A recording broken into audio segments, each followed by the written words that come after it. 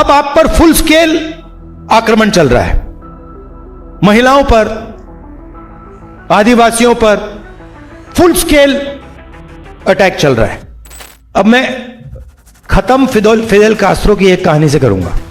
प्रताड़ना चल रहा है हमारा, लगातार पुलिस केस करते रह रहे हैं। 7 केस हैं पूर्व मंत्री योगेंद्र साहू जी के साथ, पूरे उनके साथ जो रैयत है उन लोगों पे केस मुकदमा जेल सब कंटिन्यूस होते रह रहा है कि अगर आप लोगों ने हाथ खींच लिया तो वो व्यापार भी ठप हो जाएगा, और वो व्यापार है देश का चाय का उद्योग। राहुल गांधी का ये वायरल बयान आपने सुना, यह महज एक भाषण नहीं है बल्कि राहुल गांधी की पीड़ा और कांग्रेस की दशा भी बता रहा है।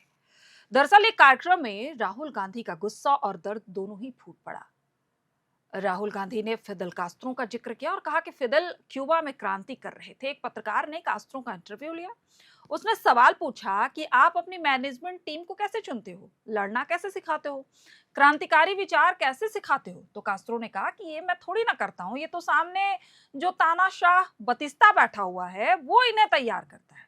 जब रिपोर्टर को बात समझ नहीं आई तो कास्त्रो ने समझाया कि मैं लोगों को एकजुट करता हूं, आधों को वो तानाशाह मार देता है, कुछ भाग जाते हैं और जो बच जाते हैं वो मेरी मैनेजमेंट टीम बन जाती है।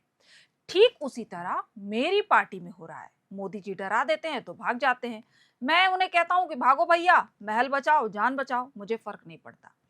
मुझे तो अपनी मैनेजमेंट टीम चाहिए, मैं अपनी टीम को ट्रेनिंग नहीं दे रहा हूं, मोदी जी दे रहे हैं, वो हमारी मदद कर रहे हैं। कांग्रेस पार्टी की सफाई हम नहीं कर सकते, ये काम मोदी जी ही कर सकते हैं। राहुल गांधी का ये गुस्सा लाजमी है क्योंकि पिछले 11 साल में कांग्रेस थकी हारी पस्त जैसी हो गई है। राहुल गांधी ने सीधे सपाट लफ्जों में कहा कि जो लड़ेंगे वही हमारे सच्चे सिपाही होंगे, हमारे कैडर होंगे, हमारे लड़ाके होंगे।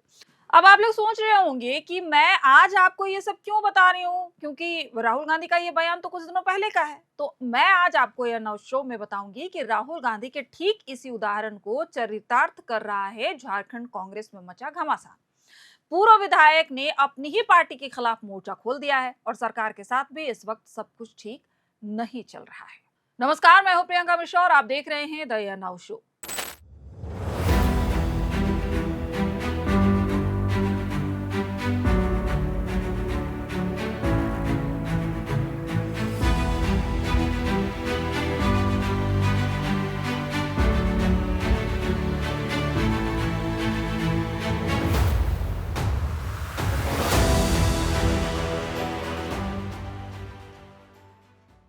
झारखंड कांग्रेस की स्थिति इस वक्त ठीक वैसी ही हो गई है जैसा कि हमारे यहाँ एक कहावत है कि घर फूटे जवार लूटे। मतलब है कि घर में आग लगेगी तो बाहर वाले मजा लेंगे।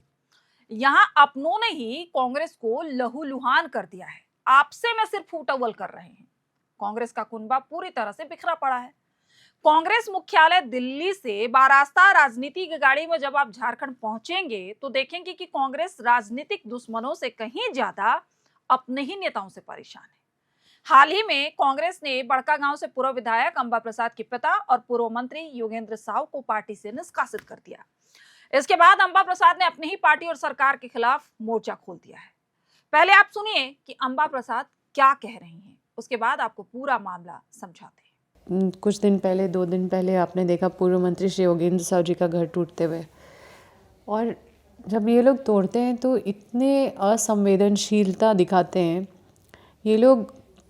ऐसा मतलब पढ़ा लिखा क्या, जाहिल क्या, गवार क्या, सब एक ही फोरम पे हो, मतलब आप देखिए तो सब एक ही हो जाते हैं। क्योंकि आप पढ़े लिखे हैं, पढ़ा लिखा आदमी सभ्य कहलाता है, और इतना असभ्यता से आप जाके और कोई भी कार्रवाई को मतलब बिना कोई नियम का, मतलब गैर कानूनी तरीके से, और उस मामले पे तो जो 2 दिन पहले हुआ उस पे तो कोर्ट में कार्रवाई चल रहा था, कोर्ट में केस चल रहा था, एक केस वो किए, एक केस हम किए, अब उस पे सुनवाई चल रहा था। स्टे का जो पिटीशन डाले, उस इनके जो कार्रवाई का जो स्टे लगाने के लिए जो पिटीशन डाले, उस पिटीशन का नोटिस आता है इनको 14 तारीख को, और 19 तारीख को ये घर तोड़ देते हैं। वहाँ पे जवाब देना चाहिए।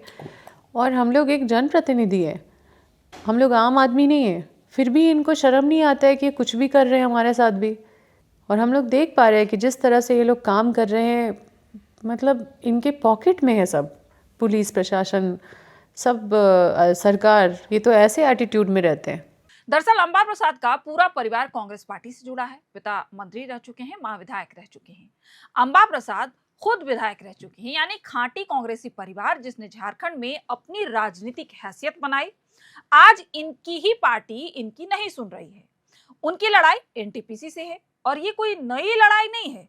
इनकी पूरी राजनीति ही एनटीपीसी और यहाँ के रैयतों विस्थापितों के इर्द गिर्द घूमती है।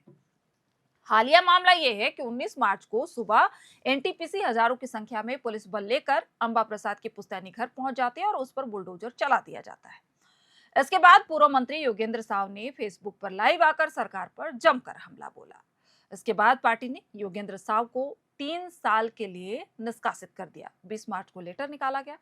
उन पर यह आरोप लगाया कि पार्टी के विरुद्ध उनकी गतिविधि है और सरकार के खिलाफ अमर्यादित आचरण है।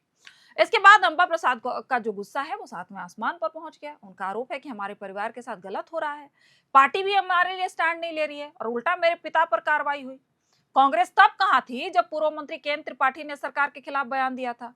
कांग्रेस तब कहां थी जब अनुशासन समिति के अध्यक्ष रामेश्वर उरांव ही पेशा कानून पर सरकार को कटघरे में खड़े कर रहे थे? फिर कार्रवाई जो है वो एक तरफा क्यों हुई? जबकि मेरी मां की बेइज्जती की गई, मेरी मां को नाइटी पर पुलिस उठाकर ले गई, तब कांग्रेस ने कुछ ना कहा। योगेंद्र साव ने भी खूब खरी खोटी सुनाई।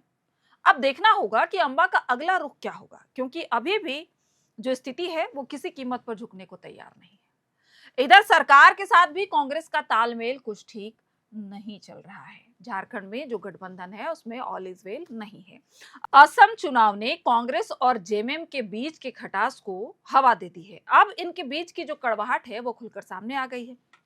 जेएमएम ने असम में अकेले 21 सीटों पर अपने उम्मीदवार उतारकर कांग्रेस को एक संदेश दे दिया कि हमें आपकी जरूरत नहीं है, अगर झारखंड में भी संभावना बनी तो एकला चल देंगे।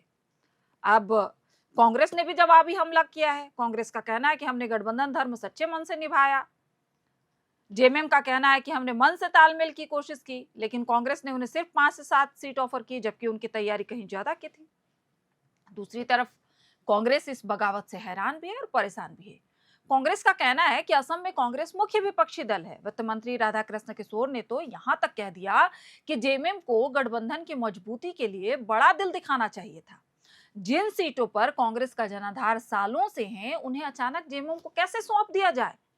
उनका मानना है कि झारखंड में जेएमएम बड़े भाई की भूमिका में है तो हमने वहां समझौता किया, लेकिन असम में गणित अलग है।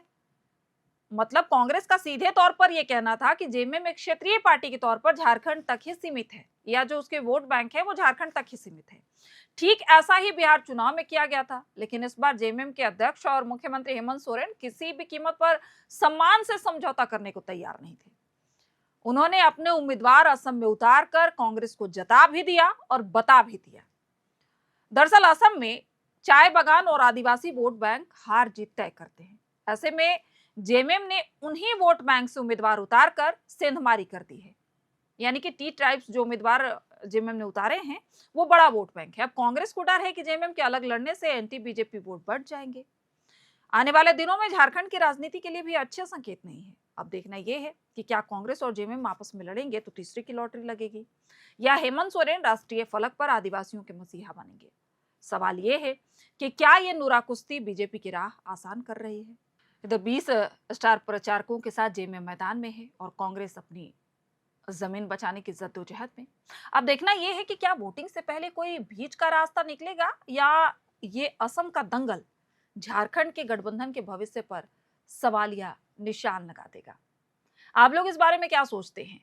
ये जो राजनीति में खिचड़ी पक रही है, जिस तरह से कांग्रेस और जेएमएम में दरार और गठबंधन की गांठ ढीली पड़ गई है, उसे आप अपने नजरिए से कैसे देखते हैं? अपनी राय कमेंट बॉक्स में जरूर बताइएगा।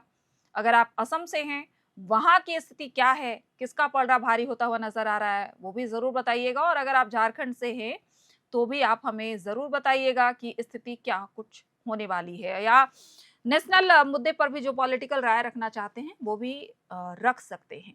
आप हमारे साथ जुड़िए। कई तरह के वीडियोस हम अपने चैनल पर लेकर आते हैं, चाहे राजनीतिक विश्लेषण हो, कहानियां हो, पॉडकास्ट हो, इंटरव्यूज हो, वो तमाम चीज़ें आपको यहाँ दिखने को मिलेंगी।